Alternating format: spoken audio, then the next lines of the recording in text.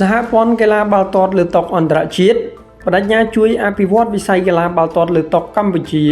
ដើម្បីត្រៀមការប្រកួតកីឡាយុវជនអាស៊ីឆ្នាំ2029លោក Gabo Bossanyi ប្រធានសហព័ន្ធកីឡាបាល់ទាត់លើតុអន្តរជាតិ Techball បានបដិញ្ញានឹងសន្យាធ្វើការជាមួយអាជ្ញាធរនិងសហព័ន្ធកីឡាបាល់ទាត់លើតុកម្ពុជា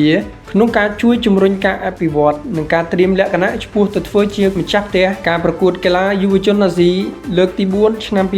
2029នៅកម្ពុជានេះបើតាមការលើកឡើងរបស់ឯកឧត្តមវត្តចម្រើនរដ្ឋលេខាធិការតំណាងឯកឧត្តមបណ្ឌិតសុភាចារហងជួននរិនឧបនាយករដ្ឋមន្ត្រី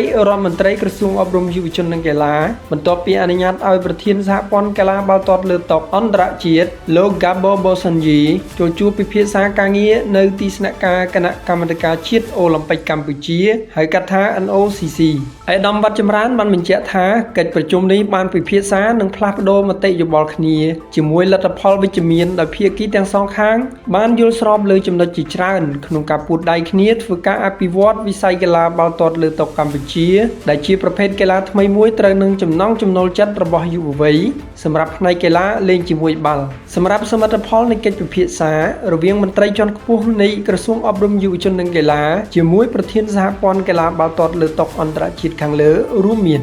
1. ផែនការអភិវឌ្ឍការបណ្ដុះបណ្ដាលនិងបញ្ជ្រាបសកម្មភាពលើកីឡាបាល់ទាត់លើតុតាមស្ថាប័នគ្រប់គ្រងកីឡានិងសាលារៀននានាការងារនេះស្ថាប័នអន្តរជាតិនឹងធ្វើការផ្ទាល់ជាមួយសហព័ន្ធជាតិដើម្បីផ្ដល់នូវសម្ភារៈនិងការបណ្ដុះបណ្ដាលដល់មន្ត្រីបច្ចេកទេសជាដើម 2. សហព័ន្ធកីឡាបាល់ទាត់លើតុអន្តរជាតិសន្យានឹងផ្ដល់នូវការចូលរួមនិងការអភិវឌ្ឍធនធានមនុស្សកីឡាបាល់ទាត់លើតុដល់សហព័ន្ធកីឡាជាតិកម្ពុជាដែលជាចំណុចសំខាន់និងយល់ស្របគ្នាក្នុងការចាប់ដៃគ្នាធ្វើកិច្ចសហប្រតិបត្តិការឲ្យទទួលបានជោគជ័យនិងមានការអភិវឌ្ឍពេញលេញ 3.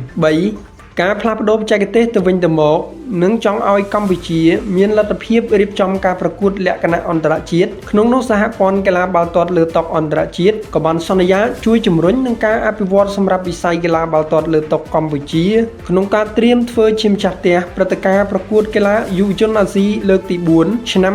2029ផងដែរ